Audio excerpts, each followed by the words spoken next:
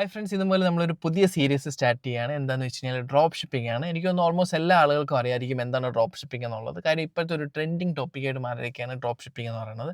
അപ്പോൾ എന്താണ് drop shipping എന്ന് ഞാൻ ജസ്റ്റ് ഒന്ന് പറഞ്ഞുതരാം. ഡ്രോപ്പ് ഷിപ്പിംഗ് എന്ന് പറഞ്ഞു കഴിഞ്ഞാൽ അത് നമ്മുടെ ഒരു പ്ലാറ്റ്ഫോമിൽ കൂടെ, അല്ലെങ്കിൽ നമ്മുടെ ഒരു വെബ്സൈറ്റിൽ കൂടെ, അല്ലെങ്കിൽ നമ്മുടെ ഒരു വാട്സപ്പ് ചാനലിൽ കൂടെ, പ്ലാറ്റ്ഫോം എന്ന് പറയുമ്പോൾ എന്ത് പ്ലാറ്റ്ഫോം വേണമെങ്കിലും ആവാം കേട്ടോ, അത് നിങ്ങളുടെ ഇഷ്ടമാണ്.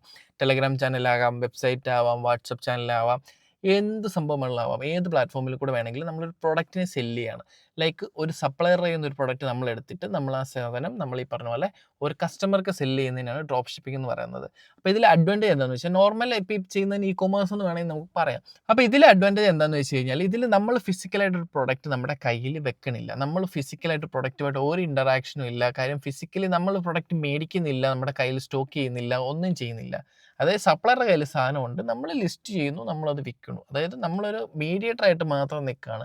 സപ്ലയറുടെ കയ്യിലുള്ള സാധനം നമ്മൾ നമ്മുടെ പ്ലാറ്റ്ഫോമിൽ കൂടെ കസ്റ്റമറിലേക്ക് എത്തിച്ച് നമ്മൾ അതിനെ സെല്ല് ചെയ്യുകയാണ് ചെയ്യുന്നത്. അപ്പോൾ ഇതിനിടയ്ക്കെന്ന് പറയുമ്പോഴത്തേക്ക് ഈ ഒരു പ്രോസസ്സിന് ഇടയ്ക്ക് നമ്മളൊരു മീഡിയേറ്റർ മാത്രമാണ്. അപ്പോൾ നമ്മളൊരു മീഡിയേറ്റർ ആകുന്നത് കൊണ്ട് തന്നെ നമുക്ക് ഇതിനകത്ത് വേറെ അങ്ങനെ ഒരു ഹെവി റിസ്ക് കാര്യങ്ങളൊന്നും ഇല്ല. കാര്യം എന്താണെന്ന് വെച്ചാൽ നമുക്കൊരു സ്റ്റോക്ക് പർച്ചേസ് ചെയ്യേണ്ട, അത് നമ്മൾ കീപ്പ് ചെയ്യാൻ വേണ്ടിയിട്ട് ഒരു വെയർ ഹൗസിങ്ങുള്ള സംഭവങ്ങളൊന്നും നമുക്ക് വേണ്ട. ജസ്റ്റ് നമ്മളൊരു മീഡിയേറ്റർ ആണ്. അപ്പം നമ്മൾ അവർക്ക് വേണ്ടി, സപ്ലയറിന് വേണ്ടി സാധനം സെല്ല് ചെയ്യുന്നതിനാണ് പറയുന്നത് ഡ്രോപ്പ് ഷിപ്പിംഗ് എന്ന് പറയുന്നത്. അപ്പോൾ ഡ്രോപ്പ് ഷിപ്പിംഗ് ചെയ്യാൻ വേണ്ടി ഒരുപാട് മെത്തേഡ്സ് ഉണ്ട് ശരിക്കും പറഞ്ഞാൽ. ഇപ്പോൾ ഈ ഡ്രോപ്പ് ഷിപ്പിംഗിൽ എന്താണ് നിങ്ങളുടെ ലാഭം എന്ന് പറഞ്ഞ് നിങ്ങൾ ചിന്തിക്കുന്നുണ്ടോ? അപ്പോൾ ഡ്രോപ്പ് ഷിപ്പിംഗിൽ ഇപ്പോൾ നിങ്ങൾക്ക് അവിടെ നിന്ന് ഒരു 100 രൂപയ്ക്ക് കിട്ടുന്ന ഒരു പ്രൊഡക്റ്റാണെന്ന് വിചാരിക്കുക. ഇപ്പോൾ നമ്മുടെ സപ്ലയർ ചെയ്യുന്നത് നമുക്ക് 100 രൂപയ്ക്ക് ഒരു പ്രൊഡക്റ്റ് കിട്ടി. അതായത് കസ്റ്റമർക്ക് എനിക്ക് വേണമെങ്കിൽ 200 രൂപയ്ക്കോ 300 രൂപയ്ക്കോ 400 രൂപയ്ക്കോ വിൽക്കാം. അത് നമ്മുടെ സ്കില്ലാണ്. നമ്മൾ എത്ര രൂപയ്ക്ക് വിൽക്കുക എന്നുള്ളത് നമ്മുടെ സ്കില്ലാണ്. അപ്പോൾ 200 രൂപയ്ക്ക് വിൽക്കുകയാണെന്നുണ്ടെങ്കിൽ എനിക്ക് അവിടെ ഒരു 100 രൂപ പ്രോഫിറ്റ് ജനറേറ്റ് ചെയ്യാൻ വേണ്ടി സാധിക്കും. ഇതിനെയാണ് ഡ്രോപ്പ് ഷിപ്പിംഗ് എന്ന് പറയുന്നത്.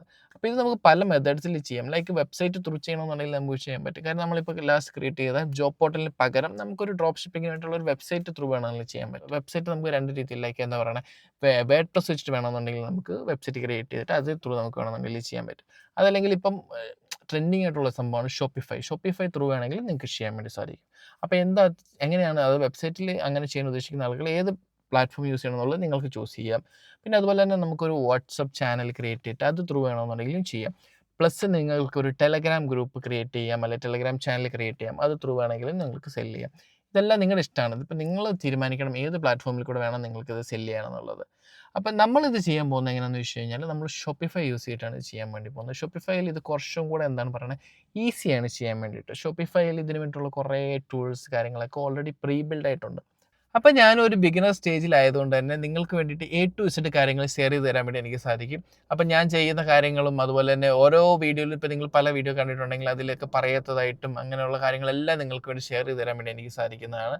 അപ്പോൾ ഇതിൽ നമ്മൾ യൂസ് ചെയ്യുന്ന ഷോപ്പിഫൈ ആയതുകൊണ്ട് തന്നെ വളരെ എക്സ്പെൻസ് കുറവാണ്. ലൈക്ക് $1 ഒരു മാസത്തേക്ക് നമുക്ക് ഷോപ്പിഫൈക്ക് ചിലവ് വരുന്നുള്ളൂ. അപ്പം അതിൽ ഡൊമെയിൻ നമ്മൾ യൂസ് ചെയ്യുന്നുണ്ടെങ്കിൽ ഡൊമെയിന് ചിലപ്പോൾ നമ്മളൊരു ലാസ്റ്റ് വീഡിയോയിൽ ചെയ്ത പോലെ തന്നെ ഒരു 600 രൂപ അല്ലെങ്കിൽ 700 രൂപ അല്ലെങ്കിൽ 800 രൂപയൊക്കെ ചിലവാക്കേണ്ടി വരും. അതൊരു വൺ ടൈം എമൗണ്ട് ആയിട്ട് മാത്രം ചിലവാക്കേണ്ട എമൗണ്ടാണ്.